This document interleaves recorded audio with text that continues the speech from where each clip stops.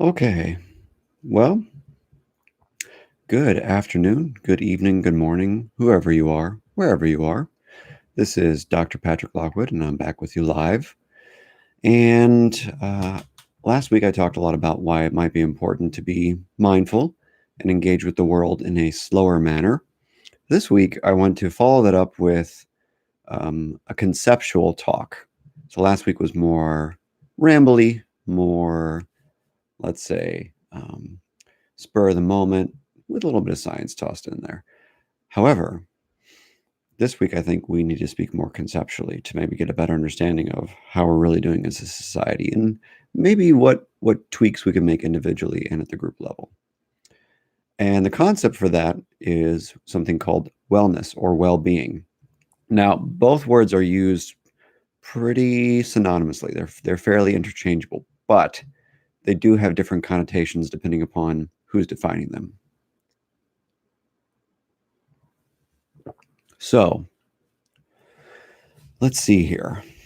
Let's talk about this. So, in preparing for this talk and trying to figure out, what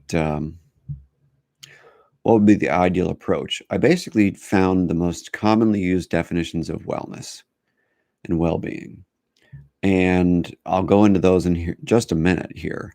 Before that, I just want to give some background as to why I think this might be a useful conversation for anyone to think about, if not engage in both academically and personally. So it seems like society, with its more self-aware nature and all of our very rapid pace, communication technology, we are starting to realize things quicker and quicker and quicker, and we're also starting to get burnt out quicker and quicker and quicker. So I've seen a number of conversations online and in person for the last couple of weeks where people are talking about fast-paced society. They're talking about, sleep issues and stress. They're talking about all sorts of issues that I think really speak to a fundamental outlook problem and a fundamental focus problem. And let me just start right there with something I just said as an example. So here I am couching things in problem-based terms. And I think that's one of the issues that is keeping us in a more burnt out, focused state, etc. But secondarily, what seems to be happening, in addition to the negative outlook problem, I think we also are struggling with a sense of, well, what it is that actually is good for us. Because right now, academia is in trouble, to say the least. People are trusting experts and, doctors of every kind less and less and less, and reasonably so, with the replication crisis, with, people kind of bringing radical ideology into science and trying to make it more of a social political thing and less of just a fact-finding mission. People are losing trust in their experts, it seems to me. However, that said, my hope would be that essentially the kind of science-based understanding of what our well-being is, what our basic needs are, is being distorted. Because what we're developing right now, it seems, is a set of social and political conversations that focus on what will make people feel good and what will make people, let's say, feel like not a victim or feel like not bad or not struggling, etc.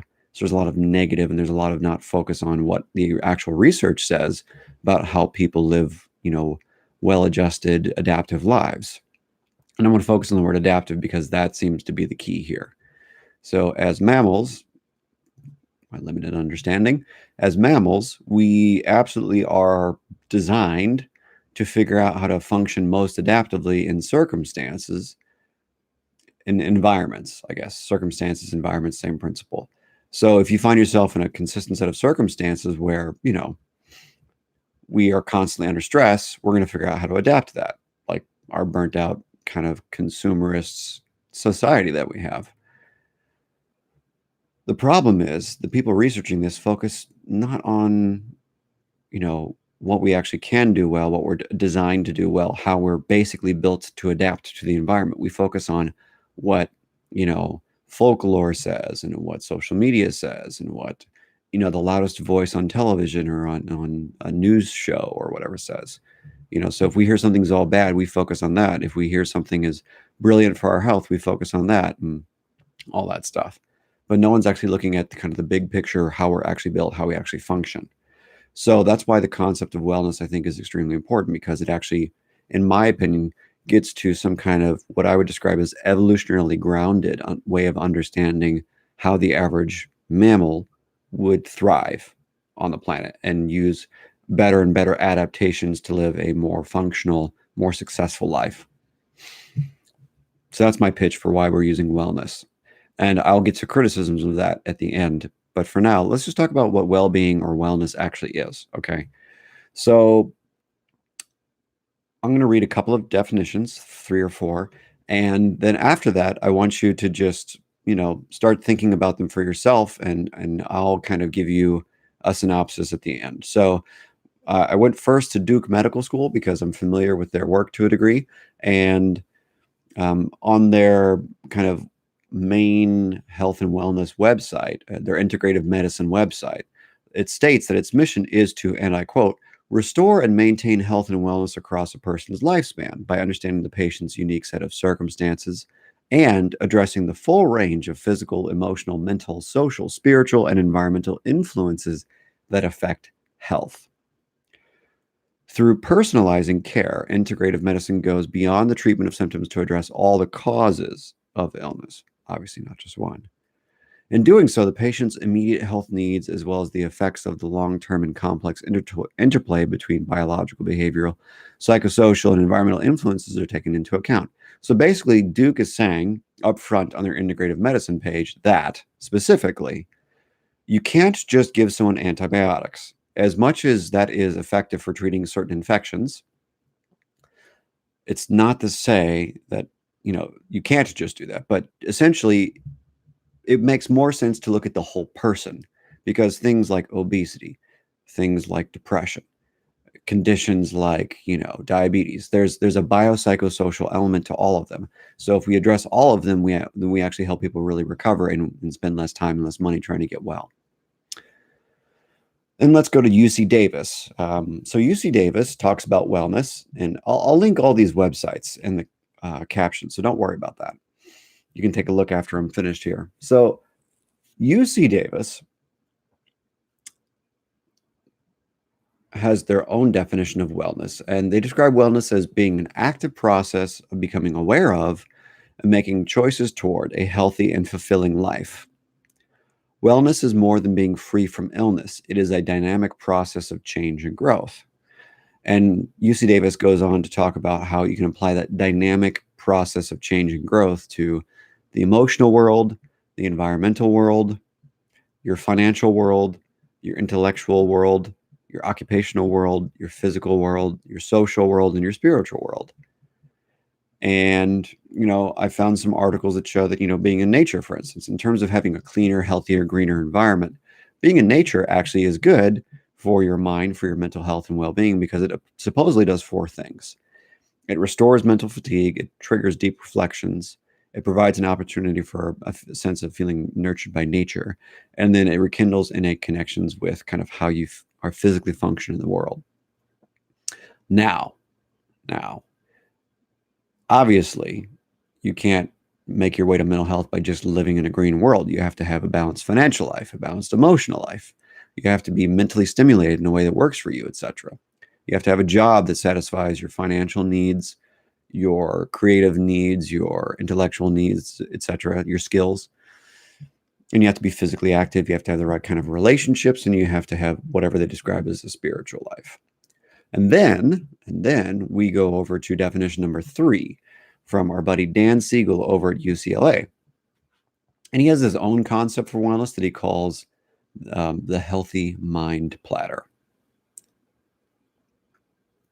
So Dan came up with this concept of the healthy mind platter that essentially says if you have these 7 things in balance, you will have the most ideal, optimal functioning brain that fits within your kind of natural set points. You'll function optimally mentally, essentially. So the 7 domains of well-being, or the healthy mind, according to Dan over at UCLA, is sleep, physical activity, focus time, which is like, doing things that are productive for you and, mentally engaging, time in, which is basically mindfulness meditation, rest, which are small breaks, connection, which is interpersonal, meaningfully interpersonal interactions, and then what we call play. So the ability to let loose, have fun, be physically engaged, etc. So those are Dan's 7 domains of wellness. And then I'll post a link to that. And then the National Wellness Organization says there are 6 domains of wellness: occupational, physical, social, intellectual, spiritual, and emotional. No play in there. So the National Wellness Organization says that the term wellness has been applied in many ways. Although there might be different views on what wellness encompasses, the National Wellness Institute, along with the help of leaders in health and wellness, share many interpretations of the models. Through this discussion, there appeared to be general agreement that wellness is a conscious, self-directed, and evolving process of achieving full potential. B, a multidimensional and holistic, encompassing lifestyle, mentally, spiritually, and environmentally. And then C, wellness is a positive and affirming way of looking at the world. So far, these definitions just say kind of what categories of life need to be addressed for optimal health. But how? How do we strive for optimal well-being, right? Because there really is no objective health, just like there's no objective well-being. These are just lists of categories. So let's talk about the concepts of homeostasis versus allostasis, because I think this is where maybe we can have some kind of more concrete reality of why this is important. So homeostasis and allostasis are basically medical terms that you could easily apply to the 6 or 7 or 8 or however many areas of well-being, depending upon which theory you like the most. So homeostasis is just the tendency toward a relatively stable equilibrium between interdependent elements, especially as maintained by, biological processes. So I'll go over that again. Homeostasis is a tendency, let's say a pattern of experiences, a pattern of dots on a graph, a tendency towards, so you consistently work towards, relatively stable equilibrium, kind of flowing between experiences, between interdependent elements. So it's a stable equilibrium between interdependent elements, and especially as maintained by physiological processes. So it's a complicated thing without practical examples. And, in the medical world, since the 1800s, essentially, homeostasis was something like the balance of fluids and organ functionality so that vital processes could be optimally and independently of environmental fluctuations and perturbations, is what the phrase was in the article I found. So basically, essentially, it's about your vital processes, your vital experiences, your dynamic functioning that could actually help you function in an optimal way and independently of environmental fluctuations and perturbations. So what these definitions of homeostasis are, they boil down to the relative sense that everything is flowing and moving in the right way in your brain, in your body, etc. There's free-flowing fluids. You have snot when you need it, you don't. You go to the bathroom when you need it, you don't, etc. There's a regular metabolic process in your gut, etc. There's free-flowing, balanced pH. All that stuff is optimal for your basic, let's say, needs. And it all works interdependently together, because one of the problems that when anyone gets sick is that one organ system or one organ or a part of the body is not working so well, right? If your nose is stuffed, but your lungs are working okay, that's still a problem. So we need to get that back into kind of homeostasis. We need to figure out what the illness is that's causing the blockage and the drainage and all that stuff. So that way you can breathe more easily and more automatically, because you need all these areas kind of open. And then allostasis is just the process by which the body naturally responds to stressors in order to regain homeostasis.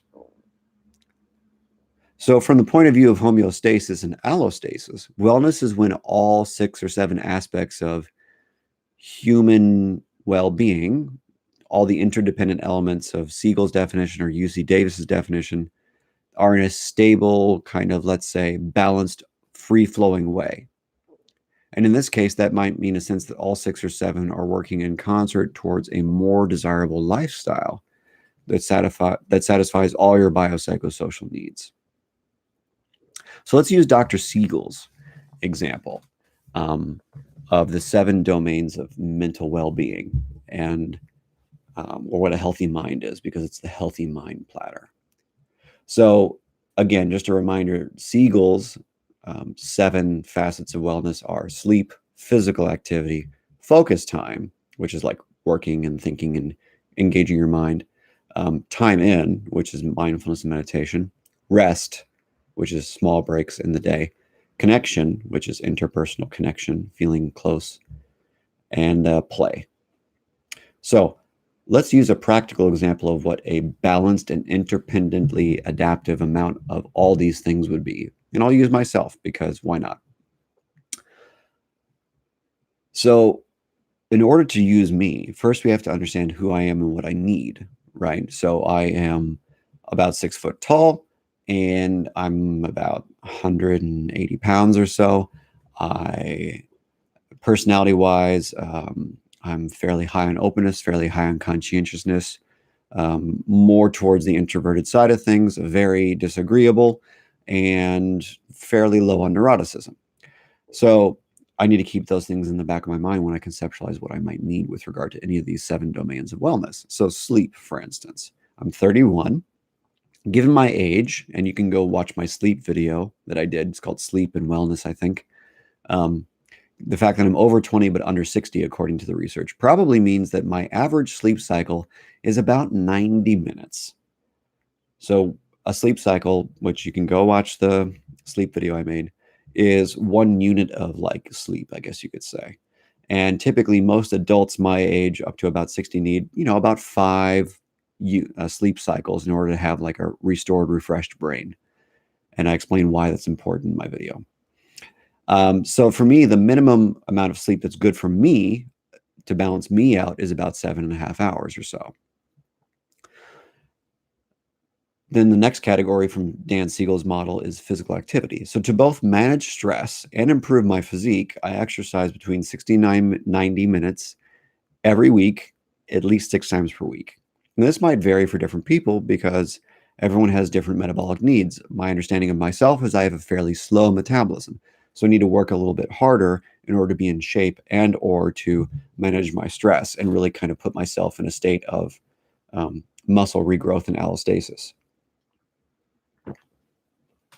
So that's me for physical activity. And that can mean anything from hiking to golfing to lifting at the gym, etc., whatever it is. Focus time. So for most people, focus time is what do you do for your job and what you do with your hobbies, etc. So for me, I'm an idea guy. I'm a music guy. For example, music. And I'm an object-oriented creature. So I'm less of a person-oriented creature when it comes to focus and all that, which is surprising given the fact that I'm a shrink. And I might even have a need for more focus compared to other people because I'm fairly open-minded and I've always been engaged analytically with a lot of parts of life. So because I'm high on conscientiousness and openness, I might need, more reading, more researching, more writing things up, etc.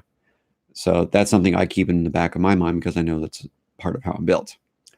And then when it comes to time in or mindfulness or meditation, there's really no ideal minimum, I think, for anyone.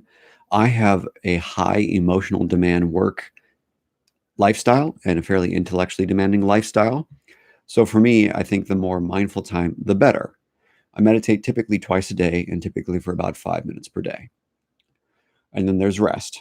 And this is probably my greatest struggle of all the 7 domains of wellness from Dan. I tend to just work nonstop.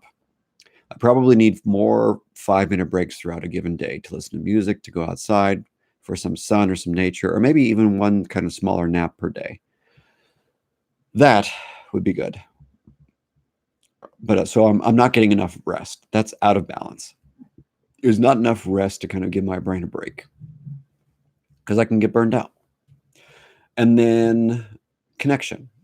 So I'm doing fairly well in my connection needs. And as a therapist, I have very regimented and controlled interpersonal connection all week long.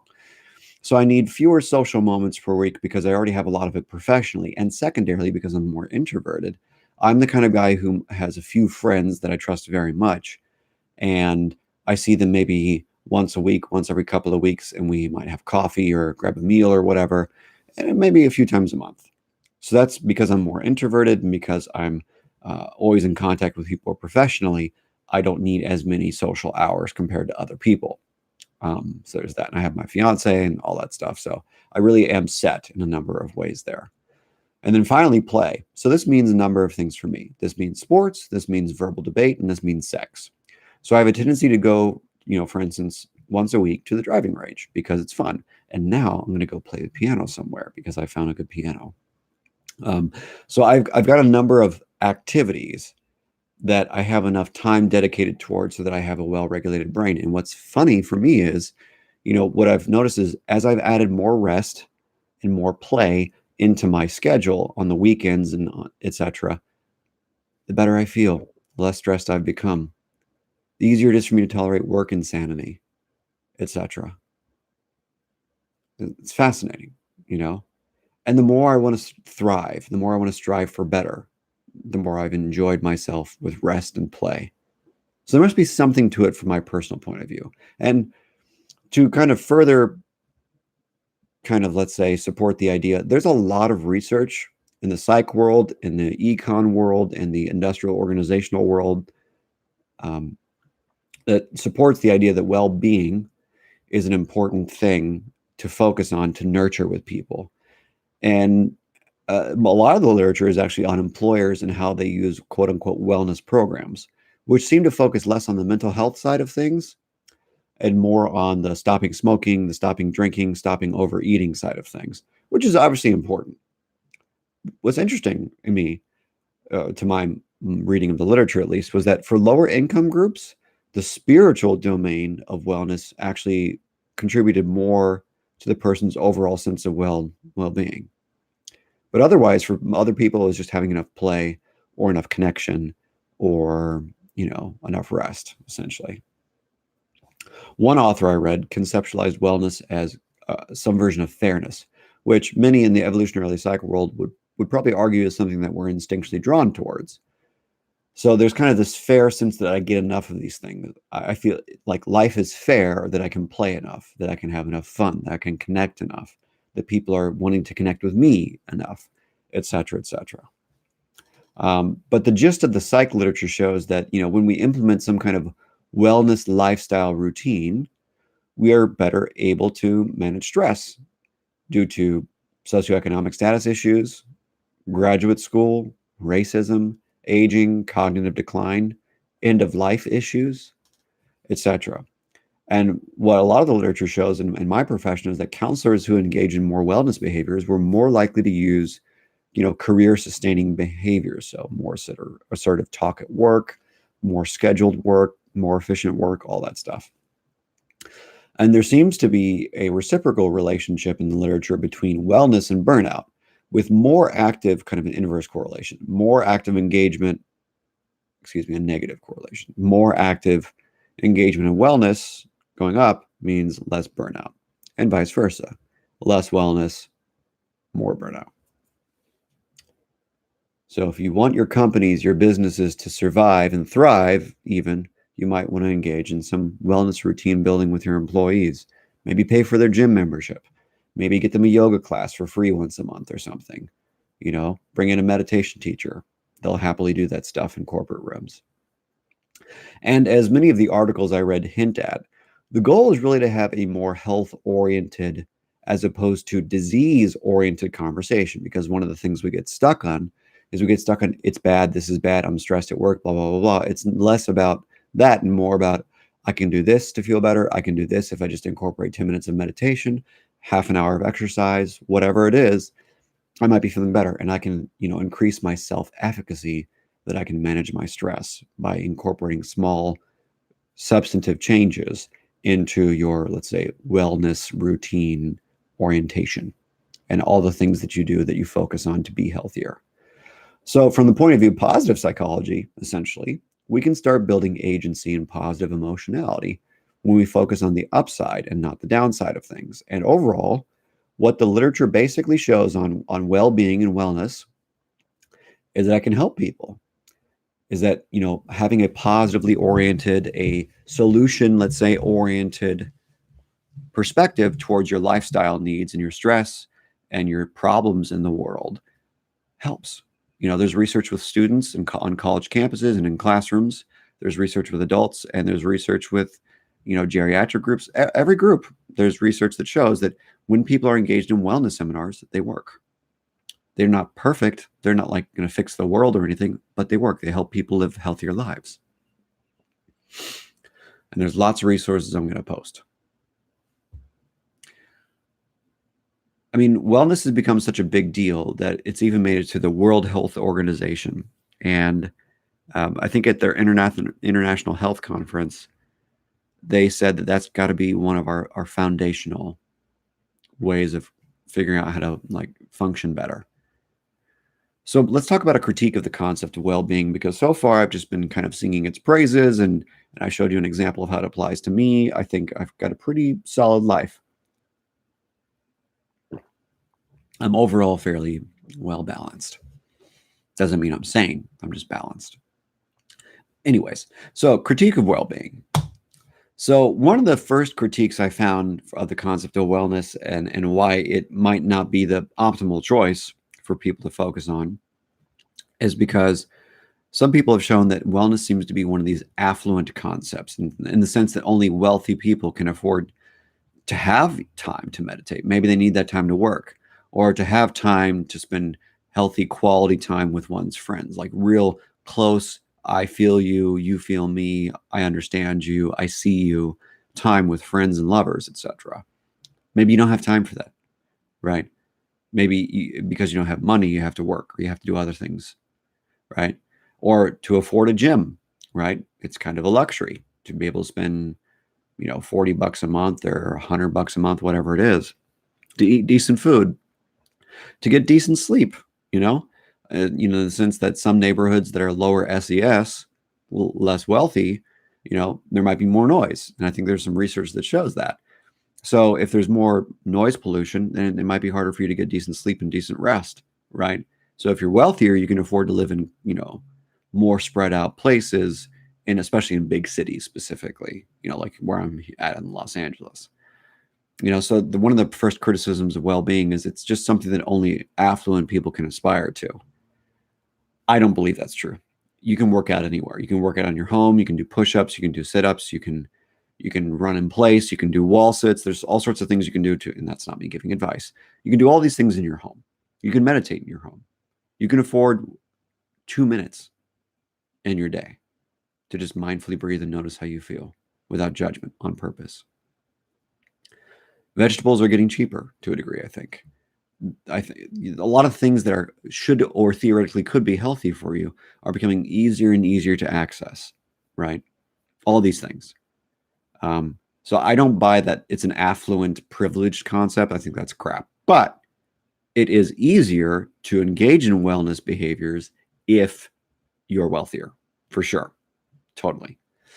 And you can do it in more constructive, successful, efficient ways if you're wealthier.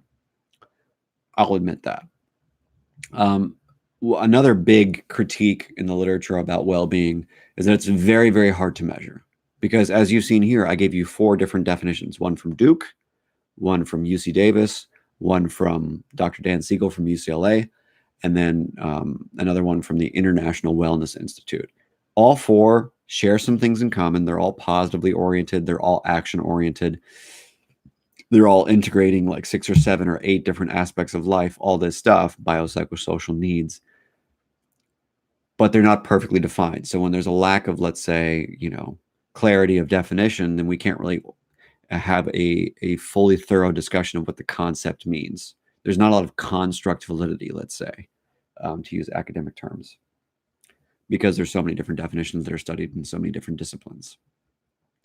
Another interesting critique I found was that the causes of a lack of well-being are really quote unquote Western values issues. And what the critique said, basically, I think it was, I forget the author's name, but I'll post all the resources in the caption, all the references. But basically, the author was arguing that because Western cultures like the United States and European nations, etc., Japan, have this consumerist, corporatist nature, this go, go, go, hustle, burn yourself out, work 80 hours a week culture. That's the reason we are not engaging in well-being. It's because our culture is the problem. Our overly consumerist culture is the problem, which I can meet you halfway in and say, yes, absolutely, we move way too quickly, which is a point that I made here. I made it in my book. Go get the book. It's a good book. It's cheap, it's simple. It's on Amazon. It's in Mascot Books. It's at patricklockwoodhealing.com. Get the book. Anyways, all that is to say is that, yes, absolutely, we move way too quickly, which is what I was talking about in my video last week. However, it's not to say that capitalism is all bad. Crony capitalism seems bad. Being corporatist seems bad. But having an efficient, structured way of producing goods and relating to people and setting a value for goods, that seems reasonable. Not that I'm advocating for capitalism. It just seems reasonable because it seemed to be the most successful system so far, from what I can tell. So that's a fair critique. And others who don't like the concept of wellness, like this analyst, a guy I found named Colin Wright, he says that the concept of well-being is part of the ever-growing cult of happiness, which is a problem because there are quite naturally many negative and problematic parts to being alive, which you've heard me say a number of times in these videos. So focusing on being happier and healthier is, in Colin's opinion, Mr. Wright's opinion, some version of denial or self-deception towards an unattainable goal. So many people are arguing that in their critiques that to have a balanced 7 areas of life is impossible because life is so messy and it's so struggle-oriented that you can't have a perfect amount of sleep on a consistent basis. You can't have perfect connection on a consistent basis. You can't have a perfect amount of or ideal amount of mindfulness on a consistent basis, or play, or physical activity, or whatever it is. Like it's really impossible, actually. So it's holding you to a standard that's literally impossible, which is a fair critique. And other other authors I read criticize it because well-being is an overly individualistically focused idea.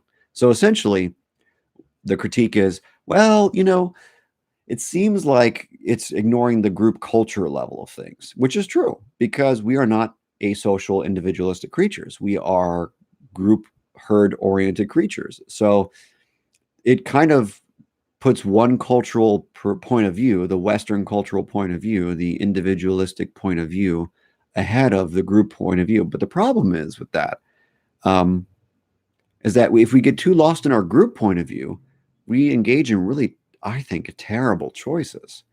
I think we engage in a lot of arguing unnecessarily. I mean, look real quickly at whatever social media that you follow or you participate in, and look how stupid we're becoming. Look at the crazy things we say to each other. We're arguing more needlessly at each other. And I think one of the comments I made either on Andrea's podcast, The Canadian, or online somewhere is that essentially our groupthink is fighting each other's groupthink. So we have more interpersonal conflicts. Now, Jordan Peterson's approach would probably be, well, straighten yourself out first, then fix your group. I would say, why don't we try to do both and just try to do both efficiently, right? So let's say if we're more mindful, maybe we are more mindful with the person across from us, or maybe we can participate more mindfully at a social event if you're part of a political ideology or whatever fun thing you do. Maybe you can make your workplace better. Maybe if you're more slow at your workplace, more mindful at your workplace, that will rub off on other people, right? Whatever it is. So that would be the individual moving up and affecting the group and trying to change the group mentality, the grassroots approach. As the article I read pointed out, is that Sometimes you need more top-down intervention in order to really help society right itself. So I don't know how that would occur because public policy and all that is preventative medicine is not really my background. But I wonder what it would be like if we could actually have a national conversation about wellness, about a positive outlook on, you know, being healthy on and whatever that means. Having those 7 areas of life, those 8 areas of life, those 6 areas of life balanced, working in harmony, in homeostasis, like all the, cylinders of an engine firing in sync, in concert, right? What if we could have that conversation and how we can all achieve that? What would that look like? So what's my sales pitch? I don't have one. I think this concept is useful. I admit the critiques pretty much all make sense. I believe that pretty much anyone has the capacity to change one of those 7 or 8 areas of their life to live a better life if they want. And by better, I just mean more adaptive for your overall biopsychosocial functioning. You achieve more of what you would like to achieve in those domains of life. I think that anyone can make a simple change. All of us can add another minute of meditation to our day. All of us can go for a walk, basically, it seems like. It might not be safe, but we can. All of us can do almost anything. I can take a break for 5 minutes as opposed to, tweeting or something of that nature, right? We can do all these things. We just have to figure out how and when to implement different changes. And I would propose that we start with small shifts because we're not really good, in my experience, working professionally with people. We're not so good at making dramatic changes that tends to result in a giant allostasis reaction by our brain and our body. So in order to be in homeostasis, we have to make small shifts in order for things to get better. So my pitch is buy my book, figure out, which, concept of wellness you agree with or works for you, and figure out what small subtle changes you can make. Maybe it'll help your life get better. Maybe it won't. Maybe I'm wrong. Maybe the critiques are right. I don't know. And if you need further, let's say, instruction on how to make certain changes, shoot me an email, tweet at me at PsychPLockwood. You can ask me and I'll give you my honest feedback. Anyways, I hope you all have a great rest of your Sunday. I think next week I'll be coming back at you with the this week's Incredibly Stupid Tournament twist. And yeah, it's been an interesting chat. Let me take a look at the chat and see what people have been saying. Bobby says, boo. And he says, I am wellness. And he says, people make excuses. Yes, absolutely. And people waste money consuming unhealthy things. Absolutely. Totally the truth. Brian K says, I got your book and we'll be reading it today. And then Sakemin just chimed in and said, what's the literature on breathing to tolerate stress? Okay, great. Perfect question. I did a mindfulness course for Relias SME. And when I was researching what the literature said on different evidence-based coping skills, what I found was that deep diaphragmatic breathing, you can look that concept up on the web. Deep diaphragmatic breathing is extremely, by comparison, efficacious for managing stress. It's even a little better than what I would describe as mindfulness meditation because it really is activating your parasympathetic nervous system in such a way that you literally are forced to calm down. So if you can engage in deep diaphragmatic breathing, that's the best. And if you can then get yourself into a state where you can meditate, more power to you. Literature shows it works very, very well. There's a reason it's part of evidence-based medicine for medical health and for mental health. Holotropic breathing, Brian says. I don't know what that is. I don't know what that is, but I'll look it up. Now that I know that there's something I don't know, I'm going to go look it up because I'm a curious motherfucker. And then pranayama. Okay. Stanislav Grof. Sorry, I'm not a very sophisticated creature. I'll look it up though. So anyways, yeah. Deep diaphragmatic breathing is great for taking a break and for calming down, being slower, having less stress. I should know. Of course I should know. I should know everything, shouldn't I? So I hope you all have a great rest of your Sunday. I hope you all, do your best to incorporate a wellness mindset into your life and your lifestyle. You've heard the criticisms of the concept, so I understand it's not a perfect airtight concept. In fact, it's fairly nebulous still. However, it might be a useful thing to think about. Don't know. You tell me. Anyways, have a great day. Talk to you again in a week with this week's Incredibly Stupid tournament. That should be a lot of fun. And I'll see you very soon. Bye.